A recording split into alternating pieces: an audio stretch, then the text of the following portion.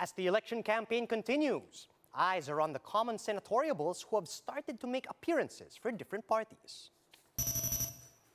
Presidential and vice presidential bets, on the other hand, continue to make rounds in areas that are known to be their stronghold. Albay Representative Joey Salceda, a known Duterte ally, endorses presidential candidate VP Leni Robredo. Vice presidential candidate Lito Atienza says he won't be part of the cabinet if ever he will be elected.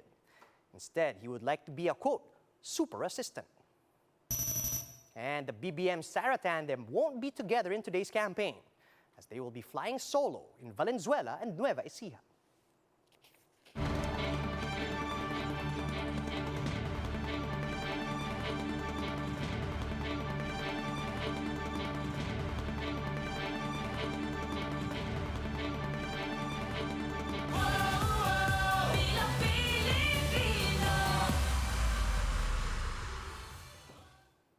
Fast, focused, and fearless. Here's everything you need to know as you jumpstart your day. I'm Charles Lejano. Many senatoriables for the upcoming elections belong to more than one party. And although the practice of sharing candidates is not new, experts say this does not always work to the candidate's advantage. Marian Enriquez has the report. After his absence in Vice President Leni Robredo's proclamation rally, clad in white in a sea of pink, Sorsogon Governor Cheese Escudero shared the stage with the VP on Tuesday, but still made no formal endorsement of Robredo. While he is part of Robredo's ticket, Cheese is still running as senator under the Nationalist People's Coalition. He is also part of the roster of Senators Manny Pacquiao and Ping Lacson. Escudero is not alone. Senators Sherwin Gatchalian and Mig Zubiri, who attended the unit team rally of Sara and Marcos Jr., are also part of Pacquiao's slate. Senator Richard Gordon attended the Leni Kiko rally, while also being a candidate of the Lacson Soto and Pacquiao Atienza tickets. In fact, Pacquiao had to drop Nery Colmenares after he expressly endorsed Robredo's candidacy. Pinili nila si Leni kaysa ako, so wala tayong magagawa. 11 pero may rami na mga guest candidate. At least alam natin kung ano sila, kung ano yung naging desisyon nila. There are a host of other candidates which are part of no less than 2 senatorial slates. For Lacson, it's okay as long as they do not officially endorse a tandem. Ibang usapan, kapag kami tinatakwil na, hindi naman kami papayag din ng ganon. So, maski nga 3 lang yung matira sa aming senatorial candidates, basta't alam namin kami yung dinadala o kung hindi man kami dinadala, hindi nagdadala ng iba, okay sa amin yun. Political pundits say common candidates aren't new in elections. Yung mga pagpipilian nilang mga kandidato na hindi napakarami. So yun at yun din mga tao ang napipili nila. Mukhang ang nagbabind sa ganitong estratehiya ay yung posibleng winnability ng mga senador na makakadagdag sa isang presidential candidate. Also noticeable is that most of the adopted candidates are re-electionists. However, Professor Manhit says this may cause confusion. Kung saan dapat aliado sila pero kaalyado rin sila ng kalaban, magkakaroon ng confusion.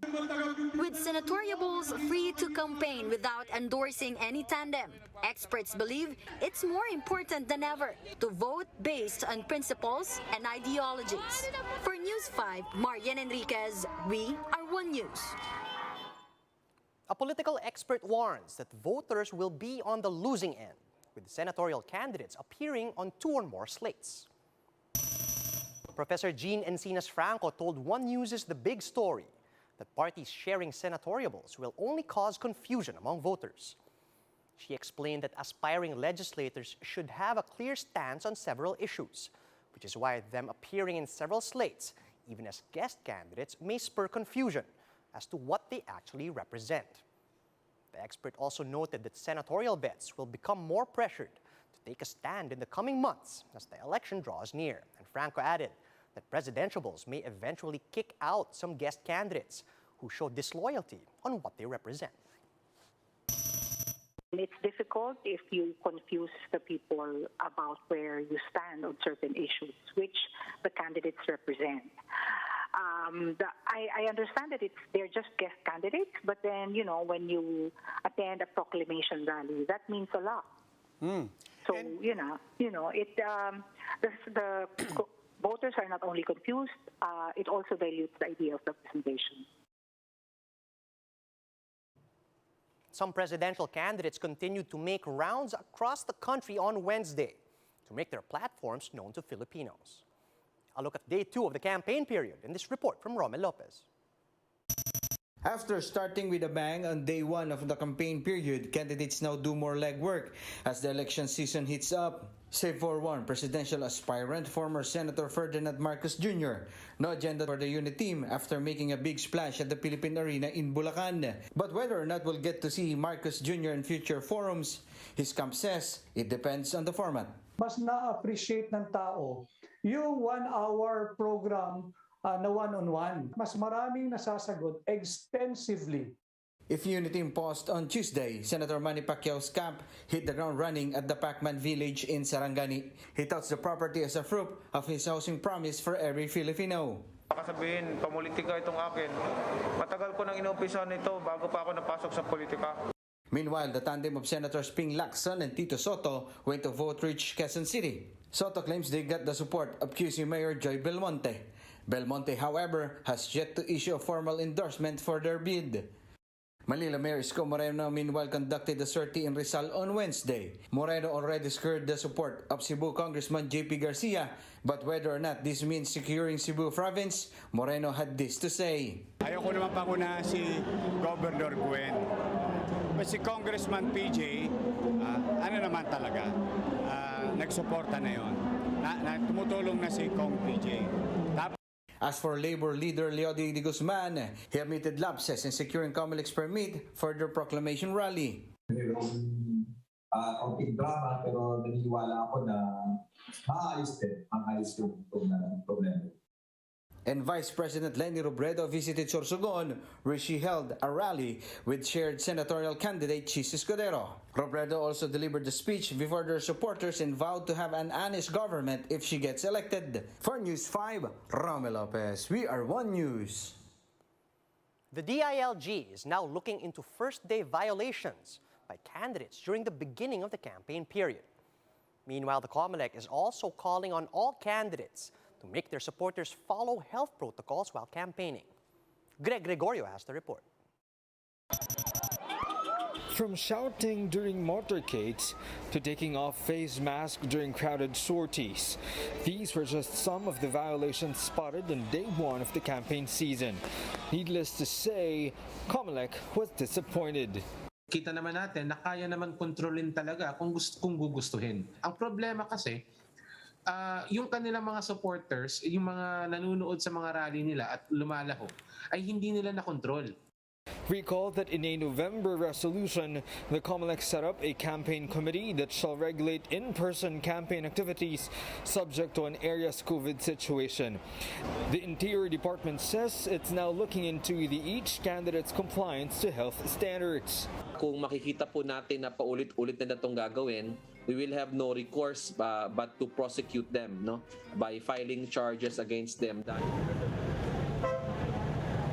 The poll body admits that they have also received other reports of potential violations, including the illegal posting of campaign materials. There were also reports of illegal use of government vehicles after Ferdinand Marcos Jr. was seen riding a red plate vehicle on February 7, a day before the start of the campaign. They plan to clarify this with the DILG and the Civil Service Commission. Will there be a difference in the treatment of these vehicles as well?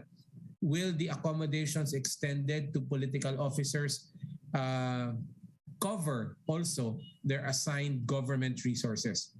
With the campaign season fully underway, the COMELEC Citizens Armed Parish Pastoral Council for Responsible Voting, or PPCRV, called on the public to refrain from vote buying. Huwag na kayong tumanggap o huwag nyo nang pag-aksayahan ng panahon ang mga kandidatong bumibili ng boto. Yun ang vote buying. Kasi that's a very great evil. The COMELEC says a person may document a possible case of vote buying, file a complaint, and pursue the case. Complaints may be submitted through email at sumbungko@votesafe.ph or via Twitter using #Sumbungko. For News 5, Greg Gregorio, we are One News. Albay Representative Joey Salceda has formally backed presidential candidate and fellow Bicolano VP Leni Robredo. Recall that Salceda previously called on Davao City Mayor Sara Duterte Carpio to gun for the presidency. But as the campaign period starts, Salceda said Robredo is the clear choice for the betterment of the country's economy. He also said that Robredo has shown her credibility in actually caring for Filipinos and that the vice president is the only presidentiable that can actually unify the people. Not endorsing her because she's from Bicol. I'm endorsing her. Not endorsing her because she's from Bicol. I'm endorsing her because she's good.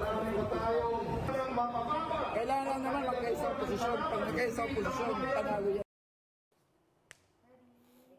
For Vice Presidential candidate Lito Atienza, he'd rather assist the president than assume a cabinet position if elected. Speaking to 1PH's Sa Totoo Lang, Atienza said that he will use his 50 years of experience in politics to support his president.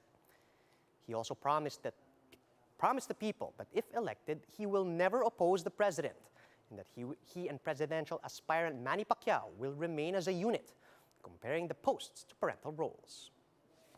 Hindi na po siguro ako hahawak ng portfolio. Ako'y magiging assistant ni Manny Pacquiao. At ang ipinapangako ko sa inyo, hindi ko aawayin ng Pangulo. Pag ang Presidente, Vice-Presidente, Mayor, Vice-Mayor, Governor, Vice-Governor ay nagbabangayan, wala pong mabibigay na improvement sa buhay ng mga tao.